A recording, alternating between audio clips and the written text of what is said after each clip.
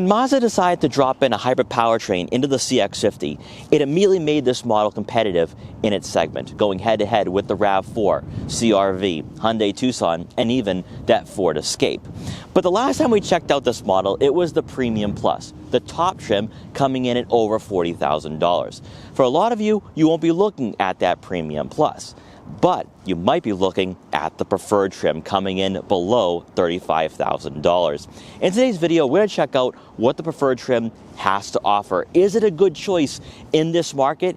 And if you are looking at buying a CX-50, is it going to give you all the creature comforts and amenities, but also more importantly, the quality and refinement? Well, you've come to the right place, because in today's video, we're going to do a deep dive into this model. We're going to check out the exterior, the interior, take it out for a quick test drive, and see why the CX-50 Preferred might be the preferred choice for this model year. Now, before we get in this video, I want to give a huge shout and thank you to Ira Mazda in Westwood, Massachusetts, for letting me come down here to check out the CX-50 Hybrid once again.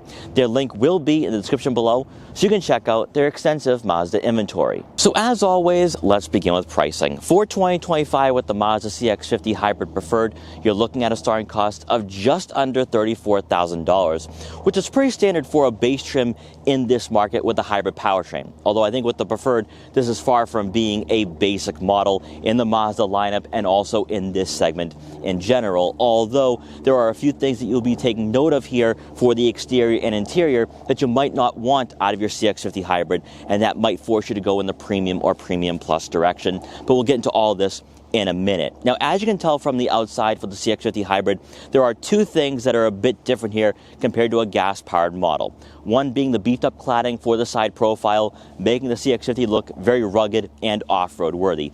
I personally don't think you'll be doing that with the Hybrid, but that's up to you. Then the second thing would be the fact that Mazda did lift the CX-50 Hybrid just a bit to accommodate and compensate for the electric motors that now powers this model and helps you out with that all-wheel drive system, which does make a big difference in regards to the driving experience and driving dynamics, but from the outside isn't going to drastically change the design for this model. Now, better yet, for the CX-50 and for Mazda in general, they do give you quite a bit for their base trims, where you're not missing out on the design aspects or the more premium look to their model. So up front, you are going to receive full LED headlights and LED turn signal indicators. The only difference here, though, with the Preferred is that you're not going to have a gloss black grille, which looks really nice on higher trims, which I think gives you more of that sportier design and more premium design. However, it is still outlined by gloss black chrome, which looks really nice, giving you a two-tone appearance to this vehicle.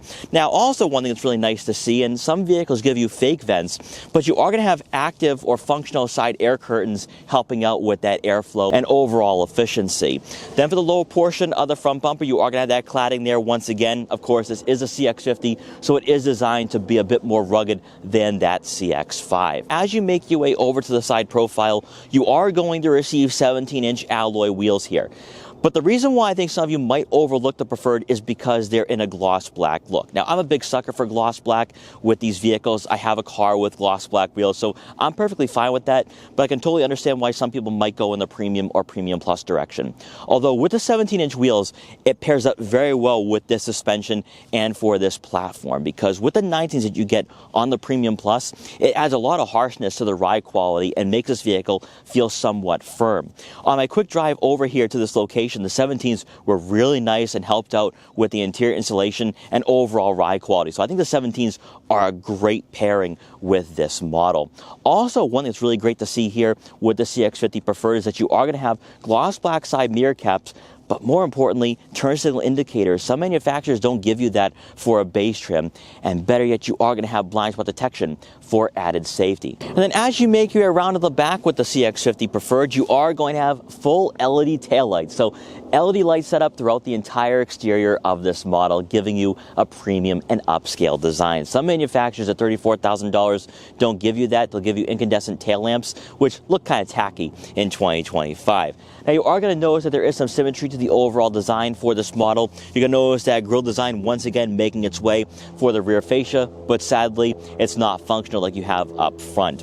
You can notice the aggressive cladding for the rear bumper. Again, let you know the CX-50 is supposed to be the rugged choice in this market despite the hybrid powertrain. And then better yet, to round out the overall appearance for this model, you are going to have visible exhaust outlets, which is really refreshing to see here because for most hybrids, they tuck them beneath the bumper for that cleaner appearance.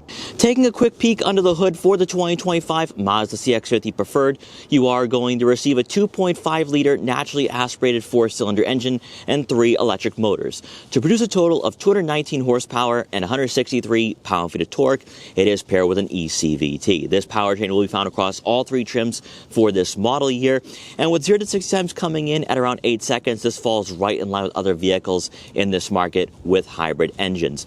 Now, also, all-wheel drive does come standard for better year-round capability and versatility, so this car is set up to be a great daily driver and year-round companion for sure if you do go on frequent road trips. But really though, for Mazda and why they dropped in a hybrid powertrain from Toyota is mostly because they need to be competitive in this segment in regards to that fuel economy, and let's talk about that for a minute. So with this engine, you are going to receive 39 miles per gallon in the city and 37 miles per gallon on the highway for a combined average of 38 miles per gallon. This is huge because Mazda has always fallen behind in regards to fuel efficiency. Sure, with the CX-50 and CX-5, it's more than adequate as a daily driver, but you would hardly say it's near the top in its market. So if you're someone who's always appreciated the design elements for the CX-50 and the interior layout and quality, but that fuel efficiency scared you away, well, with the CX-50 Hybrid, now you have everything under one roof, and you have a vehicle that is powerful, but also, more importantly, going to be economical. Hopping inside the CX-50 Preferred for the Hybrid,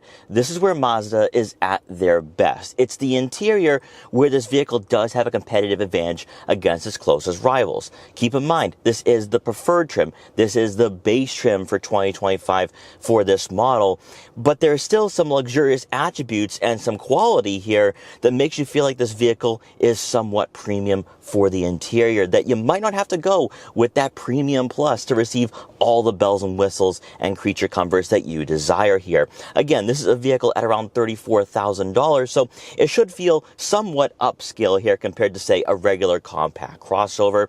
And it starts off with these seats, because if you do compare this to, say, a Honda CR-V Hybrid Sport, you only get cloth upholstery, whereas with the CX-50 Preferred, you have cloth inserts, but there's also leatherette seating material, which gives you a nice feel to these seats when you hop inside this vehicle for the first time. Now, as with any other Mazda in the lineup, these seats are somewhat firm, and they're designed more for a sportier experience that I noticed. Now, bolstering isn't too aggressive, which I'm not surprised by at all because this is a crossover and it's a hybrid too. But I do like the support and I do like the cushioning as well. So there is some attributes that are carrying over from the gas-powered version for the CX-50, and it makes its way for the interior for the hybrid, which I think does go a long way. But on top of this, though, you also have soft touch materials on the dashboard. Now, not as much as we see with the Premium Plus that we had featured last year, but still, though, nice soft touch materials that at least gives you more of that premium quality, and you see that on the door panels as well. Now, also in front of you will be a leather-wrapped steering wheel. That is right, and Mazda does a great job with these steering wheels where they do feel a bit more luxurious. Now, I will say, though, that you don't have aggressive 10-2 or firm 9-3 grips, but that's to be expected. This is a CX-50 Hybrid, not a Mazda Miata. Now, in front of you will be a small information display in between your analog gauges, as we see throughout the entire Mazda family of products. And from here, you can scroll through some information. It's not super in-depth here, but I think some of you might actually prefer that, where you don't have technology being thrown in your face. And this is a nice little touch here, where you have the half analog, half digital look, and that should go a long way right now in 2025. Now, taking a look at the infotainment system, you are going to have a 10.2-inch screen here. Now, it's technically not a touchscreen unless you pair up your phone with this head unit through wireless Apple CarPlay and Android Auto compatibility. That is right. Wireless phone connectivity for the Preferred at $34,000. Some manufacturers in this market don't provide that.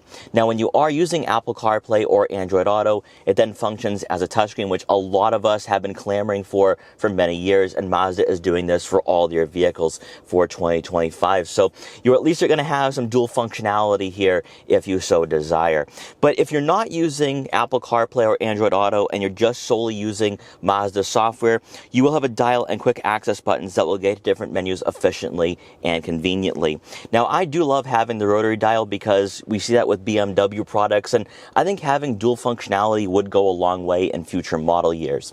In regards to the software that Mazda uses, very simple, very straightforward, and as you can tell with the screen being way out of arm's reach, Mazda's trying to keep your eyes focused on the road rather than the technology. So you can actually appreciate that right now in 2025, where some manufacturers are giving you some in-depth user interfaces and confusing user interfaces that take your eyes and attention off the roads. Now, in placing the CX-50 in reverse, you're only going to have a rear backup camera, but no trajectory, which I'm a bit surprised by. You are going to have the lines there, but no trajectory. But it's a 180-degree view, so you can have plenty of visibility here when you are backing out of tight spots or parking on a city street. Also worth noting here is that with the Preferred, you don't get the Bose audio system. But is that a major takeaway? Not really. I actually find these speakers to have some bass to them. So if you're listening to your favorite music, you don't really need to upgrade to that Premium or Premium Plus. Now, continuing on towards the center console, you are going to find your buttons and dials for your dual zone climate control, AC, front and rear defrosters, fan speed, and fan direction. Also, of course, your 3-level heated seats. So not only do you have a power adjustable driver's seat, you also get the heated front seats for the Preferred. That is one thing I haven't mentioned here, is that for the passenger side, it is manually adjustable. So if you want to have that extra convenience, you have to go a little higher up in the trim levels. Beneath that, you are going to find a tray for some smaller items, maybe some loose change or some smaller gadgets. 2 cup holders. Then for the center console itself, you're going to find your gear selector here, which thankfully isn't necessarily flanked by gloss black trim. I know some manufacturers love to put that in, including Mazda, but if you're someone who wants a center console that'll be very easy to clean, going with the Preferred probably would be the preferred choice. Now, from here, you are going to have a drive mode selector for power, normal, and trail. We did go over normal and power last time when we checked out the Premium Plus, and I do think normal is going to be the ideal drive mode here. Even though power mode does give you a bit more excitement, I don't think the driving experience is too different in power mode compared to normal. Also, you will have an EV mode here, obviously with it being a hybrid. Then, of course, as I mentioned before, you're going to have that rotary dial and quick access buttons. Then next to that will be your electronic parking brake and auto vehicle hold. And then you will have a physical dial for your volume and tuning. For the center storage compartment, for one, you are going to have a wireless phone charging pad here. Great to see, so that pairs up with your wireless Apple CarPlay and Android Auto. Then for the center storage compartment, there is enough room for some smaller items, a couple smartphones, wallets or other tech gadgets, and you will find 2 USB-C inputs. Now, the 2 takeaways here by going with the Preferred over the higher trims in the lineup: one, you don't get an auto-dimming rear view mirror, which I love to see in most vehicles because when it's late at night and someone has their high beams on, you're not getting blinded there when you're looking out that rear view mirror. And then 2, you're not going to have a power moonroof. But is that a major takeaway? Probably not. It just depends on what you're looking for out of a daily driver. But if efficiency is what you demand and also some creature comforts and quality for the interior, the Preferred should offer all of that and then some. Now, continuing on for passengers in the back, they're going to receive right around 40 inches of legroom. And this right here explains as to why Mazda dropped in a hybrid for the CX-50 first compared to the CX-5, because the CX-50 is far more competitive with a RAV4 hybrid, Honda CR-V hybrid, and Hyundai Tucson hybrid with this amount of interior space. Now, of course, the CX-50 is a bit smaller than most of those rivals, but I think this is a better platform to use if you are trying to get buyers into the hybrid market from Mazda. Now, there is plenty of legroom back here, especially with the seat adjusted not all the way back, but I can sit back here pretty comfortably and not feel too cramped or claustrophobic. On top of that, we don't have a power moonroof, so we're going to have a bit more headroom as well. So tall passengers shouldn't be hitting their head on the headliner. Now, I do think, though, that with the CX-50, you might be able to squeeze in a third person in the center, but I still think that the CX-70 or CX-90 would probably be the better option to go with if you do have a larger family or you constantly have more than just 2 people in the back. Even though the center hump isn't that aggressive at all, so I shouldn't take away from legroom, and I think there's enough room where you're not fighting for that shoulder room, so it should be more than fine. Also, these seats are really nice with the half leatherette, half cloth upholstery. There's some grip here, so when you are on those winding back roads, you shouldn't be swinging around too much when your driver is on those roads and they're driving aggressively. Now, also back here, you are going to have 2 center-mounted air vents to go along with 2 USB-C inputs, and then to round out the second row seating seating area, with the Preferred, you are going to receive a center armrest with 2 cup holders. Now, making our way around to the back one more time, take a look at the rear cargo area. With the Preferred, surprisingly, you are going to receive a power liftgate. And inside, behind the second row seats, you're looking at right around 31.5 cubic feet of room.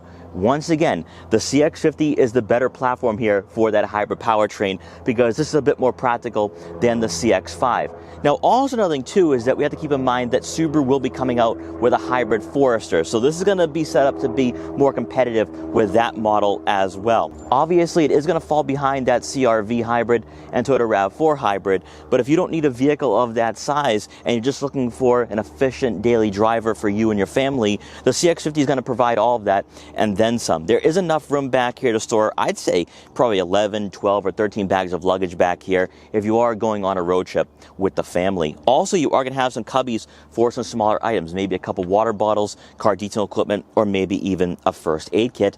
And on the left side of the cargo area will be a 12-volt outlet. Now, with the second row seats folded, you're looking at right around 56.3 cubic feet of room, which should be more than sufficient for a vehicle in this market. Obviously, not going to be a class leader, but I think that for weekday trips or weekend tasks, this should be more than enough for sure. Also, one thing I really love to see here with the CX-50, you're going to have quick release levers on both sides of the cargo area to conveniently lower those second row seats. So that way you can spend more time loading this vehicle up with all your gear rather than having to manually lower those second row seats. Ultimately, I think you can overlook the cargo dimensions for one specific reason, and it's found beneath the floor mat. You are going to have a spare tire. So if you encounter a flat on those road trips or travels, you can fix that and be back on the road. And the Honda CR-V Hybrid doesn't provide one. So to have that extra assurance and peace of mind when you are traveling on a weekday basis, this is really huge for sure for a lot of consumers. The Mazda CX-50 Preferred may have just changed my perspective for this model in general, because last year I had featured the Premium Plus with the 19s and the ride quality was firm to say the least, and there was a lot of road noise. Whereas with the Preferred, the 17s make a world of a difference. There's not as much road noise and you go over the bumps and imperfections very nicely. In fact, it's the Preferred that feels similar to a gas-powered model in that regard. Now, unfortunately though, with the Preferred, you still have a lack of lower center of gravity and you don't get the sporty and dynamic feel with the steering input. And you're going to notice that across all three trims for this model year. Mazda had to sacrifice their DNA to make this vehicle efficient and competitive with that CR-V, RAV4, and Hyundai Tucson. However, with that being said, even though as an enthusiast I noticed this immediately, but in the hybrid market, you still have a vehicle that feels sporty and somewhat engaging, so it still evens out at the end of the day. The only thing I would point out here is that this 2.5 and with the ECVT, this powertrain does drone quite a bit, so it's not going to feel like that 2.5 that you're going to experience with the full gas-powered model, so keep all of that in mind. One thing I will say though is that with the CX-50 Preferred, and its main selling point is going to be, one, the ride quality, and two, the interior quality. That is going to be what makes this vehicle so appealing, because with the 17s, it's so much better than those 19s, so you feel like you're in an entry-level luxury crossover. But then two, with the interior quality, this is better than what you're going to find in a Honda CR-V Hybrid at $34,000. So I think if you're looking for a vehicle that feels refined and upscale and you're not breaking the bank, that's where the CX-50 Preferred makes a lot of sense. On the higher end though, with the Premium Plus, I wouldn't agree with that. I'd actually say just stick with the gas-powered model because you're going to enjoy the turbo, you're going to enjoy rolling to the gears yourself, and I think that overall at $42,000, there's too many negatives and cons that take away from what the CX-50 has to offer. The Preferred, on the other hand, that is not the case. At $34,000, you're getting an SUV that feels really nice on the roadways. You have a lot of rigidity and refinement to the suspension and platform, and that makes it a very enjoyable daily driver.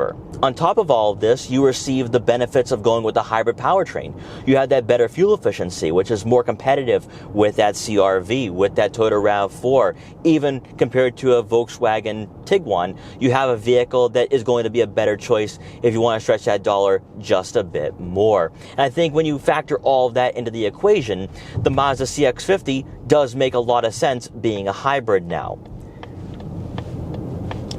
Now, for the heck of it, since I am going to be on this little back road here, let's pop it into power mode. And as you can tell, you have that droning here. That 2.5 growls quite a bit. Now entering the corners, the brakes aren't too bad here, but you notice the body roll immediately. So you lose that lower center of gravity, you lose the sportiness of the CX-50, but for a lot of you in this market that want a fuel efficient crossover, you're probably not going to notice a difference here. I will say though that it does put the power down quite nicely. It does outclass the Honda CR-V in that regard by about 10 horsepower, which isn't major, but it's noticeable. The 0 to 60 times come in at around 8 seconds, so that would be right on par with other hybrids in this market. So even though Mazda had to accommodate the electric motors and change everything up in regards to the suspension, the ride height, even the ride quality, for this particular segment though, this is very competitive. You still have a firm and weighted steering, which gives you some confidence, but also some connectivity. Despite the fact that you are going to have the body roll, it's still going to feel much more connected and overall refined than other base models that also share a similar powertrain. All in all though, with the CX-50, this is still a great choice regardless of powertrain. As an enthusiast though, I'll go with the Turbo 4 for that fun and exhilarating driving experience, and also the traditional automatic transmission. But as a daily driver and as an economical daily driver, this is a great choice. As we talked about before, you have the interior space, the overall practicality, and also more importantly, with this being a preferred, you have the interior quality that you might not find from rivals, and that to me is the main selling point for the CX-50 preferred and why it might be a better choice over a Honda CR-V or Toyota RAV4. So guys, I hope you enjoyed this review. If you did, please like, comment, share, and subscribe for more, and I will see you guys next time.